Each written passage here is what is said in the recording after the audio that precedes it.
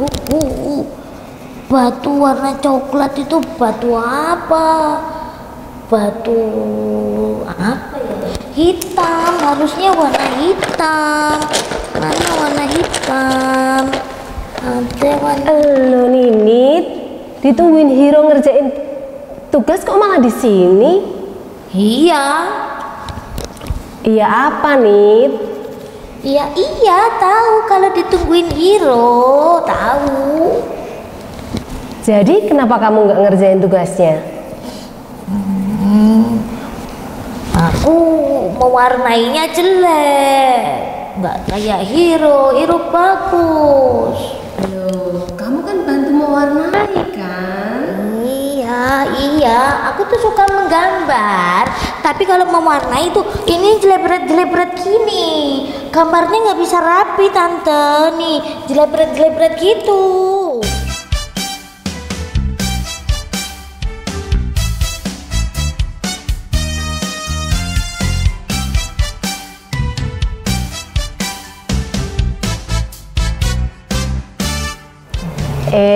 Setahu Tante Andri nih, Ninit nih bukan anak kayak gini loh. Yuk, sini yuk, kita ngobrol yuk. Ya, ngobrol. Ayo Nit, kita lanjutin biar cepat selesai. Ini loh Hiro, tadi Ninit itu sempat merasa dia itu nggak bisa mewarnai dengan bagus. Nih loh, nih lihat, bagus. Bener ini bagus? Iya bener. Enggak ah. Ini jelek, Hiro. Aku itu tidak capable mengerjakan ini. Apa Nit? Capable, capable, keles. Ya, entah pokoknya itulah, nggak tahu aku pokoknya gitu. Aku nggak bisa, jelek jadinya. Bagus. Jelek. Bagus kok, bagus. Jelek. Bentar. Ini Ninit kenapa sih? Kenapa jadi kelihatan putus asa? Nit, semuanya itu bisa dipelajarin. Ninit kan punya passion menggambar. Tinggal mengasah kemampuan untuk mewarnai. Semuanya itu bisa dilatih, Nit. Memang butuh waktu untuk kita bisa mengasah suatu keterampilan. Gak ada yang mendadak menjadi hebat. Iya Nit, kalau Ninit mau belajar dengan rajin tanpa putus asa, pasti bisa. Hiro bisa seperti ini juga karena belajar dengan rajin tanpa putus asa. Berkali-kali gagal loh. Dulu aku pernah gambar kuda, malah dikirain anjing. Bener banget Hiro, kerajinan dan ketekunan kalau dikerjakan dengan sungguh-sungguh akan menghasilkan hasil yang ngeten. Ngeten. Memangnya nggak bisa po? Tuhan itu membuat Ninit punya tangan sekeren Hiro buat gambar yang ini. Cering. Jadi gambar-gambar yang Ninit bikin bisa sekeren punya Hiro. Jadi pelayanannya di sekolah minggu lebih cepat. Begitu Tante. Oh, jadi Ninit mau yang instan gitu. Cering. Tangan Ninit jadi sekeren tangan Hiro, bisa mengerjakan semuanya itu tanpa proses Ninit belajar. Itu kan mudah dan lebih cepat.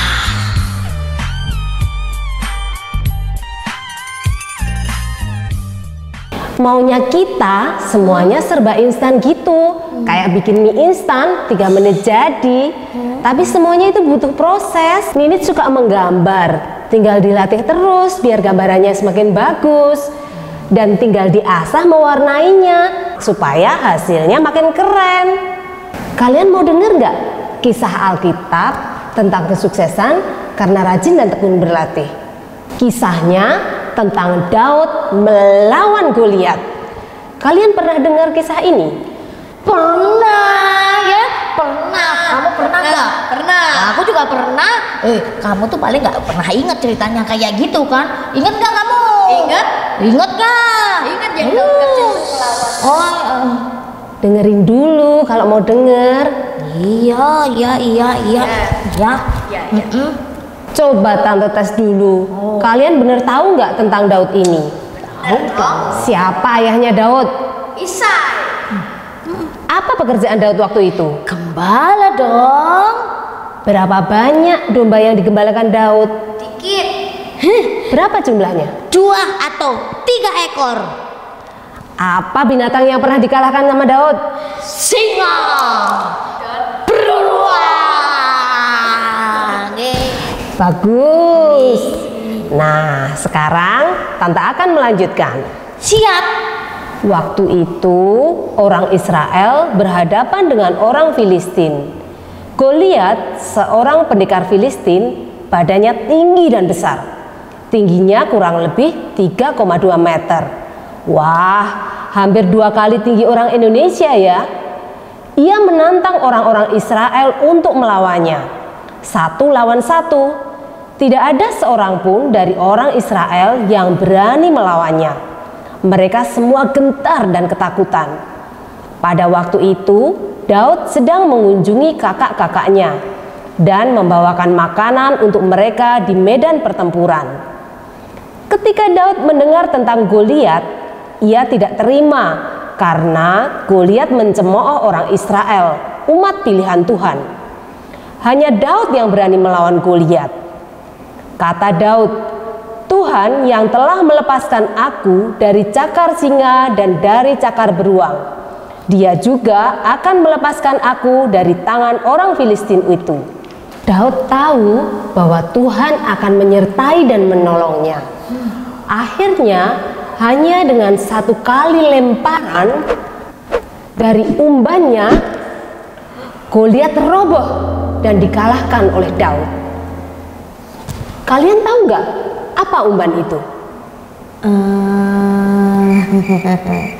Gak tahu.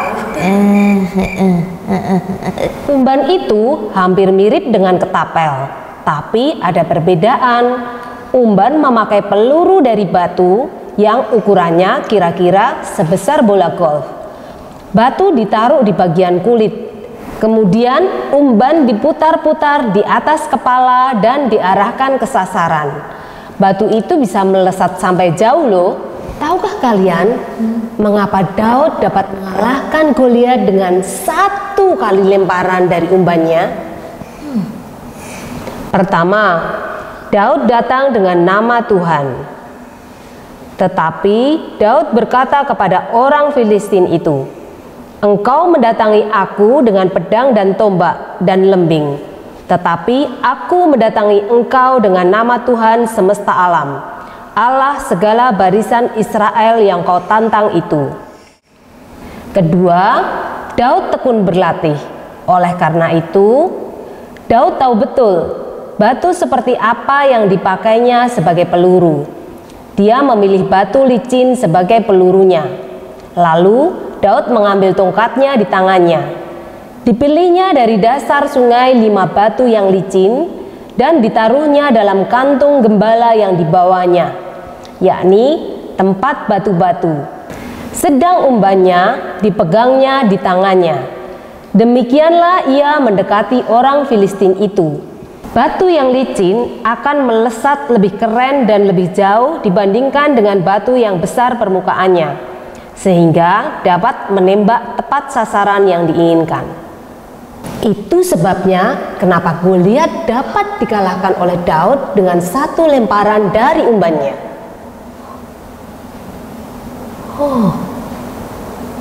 Wah, keren ya tante ya. Sekali wow. Goliat kalah, ya kan? Nah, dari situ kita belajar bahwa sebuah keahlian itu tidak bisa didapatkan secara tiba-tiba. Tiba-tiba ajaib langsung kita dapat gitu. Seperti Daud, dia belajar dengan rajin dan tekun untuk memakai umbannya. Jadi, rajin dan tekun dulu baru bisa hebat. Kita meminta tolong Tuhan untuk memampukan kita. Oh iya, jadi memang harus begitu ya. Ah iya, aku juga baru paham. Tuh kan. Jadi aku kalau mau bisa mewarnai dengan bagus dan rapi, berarti aku harus tekun berlatih terus menerus begitu ya. Betul banget. latihan terus supaya jago menggambar dan mewarnai. Waduh, susah juga ya. Makanya harus Tekun berlatih. dan jangan lupa minta tolong kepada Tuhan. Oke? Siap. Jika kalian melakukan sesuatu, lakukan dengan tekun, rajin, dan sungguh-sungguh. Maka Tuhan akan menambahkan keterampilan kita.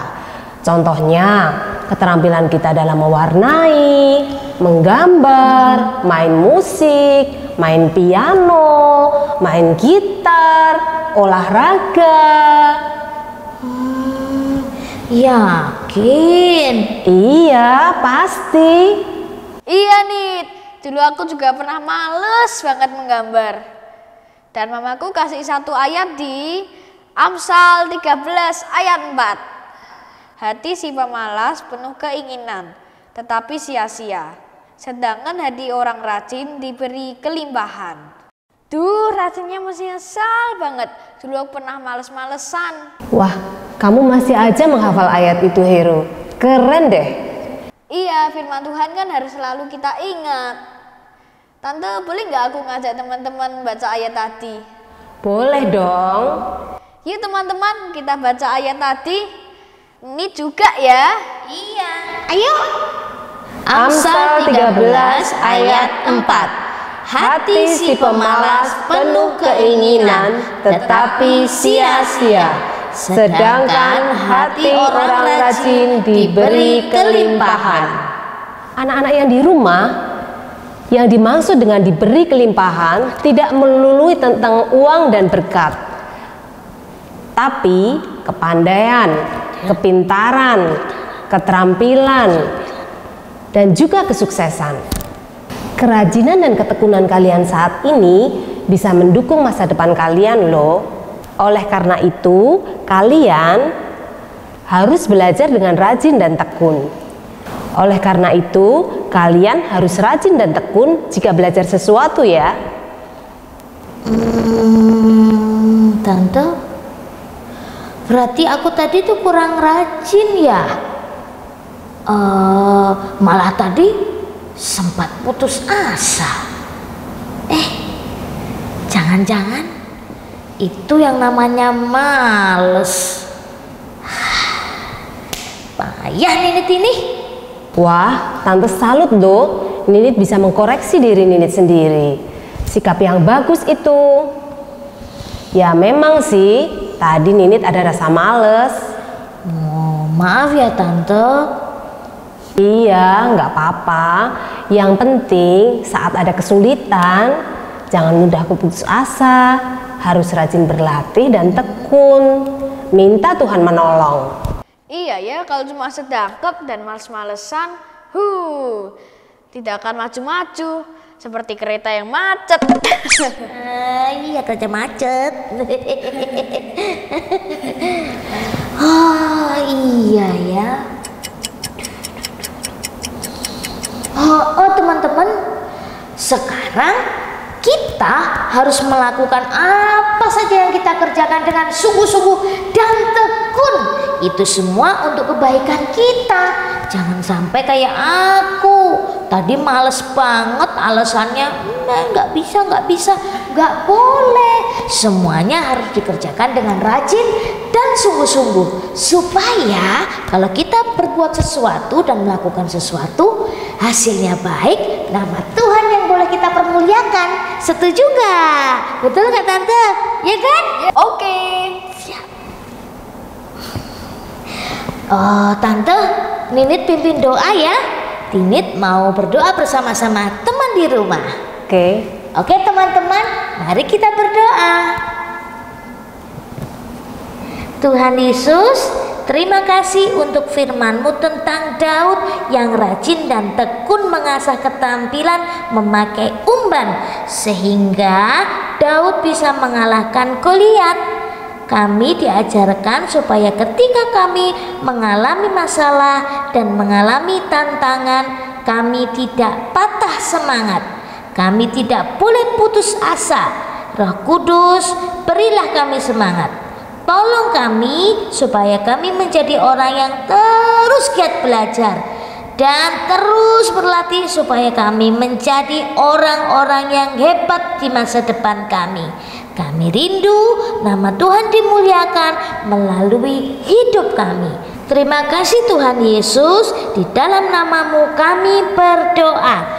Amin. Tetap semangat semuanya. Tuhan menyertai kita semua.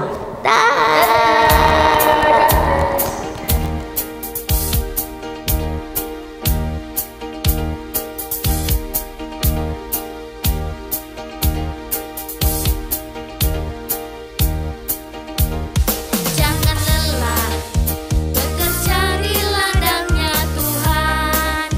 Roh Kudus yang beri kekuatan, yang mengajar dan menopang. Tiada lelah bekerja bersamamu Tuhan, yang selalu mencukupkan akan segalanya. Ratakan tanah bergelombang, timbunlah tanah yang berlubang, menjadi siap dibangun di atas dasar iman. Ratakan tanah bergelombang, timbunlah tanah yang berlubang,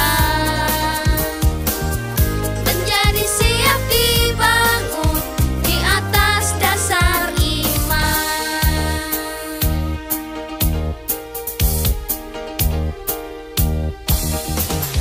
Jangan lelah bekerja di ladangnya Tuhan. Roh Kudus yang beri kekuatan, yang mengajar dan menopang. Tiada lelah bekerja bersamamu Tuhan, yang selalu mencukupkan akan segalanya. Ratakan tanah bergelombang, timbunlah tanah yang berlubang, menjadi siap dibangun di atas dasar iman. Ratakan tanah bergelombang, timbunlah tanah yang berlubang, menjadi siap dibangun di atas dasar iman. Waduh Kak, mulai hari ini aku berjanji sungguh-sungguh melakukan semuanya dengan rajin dan tekun. Ratakan tanah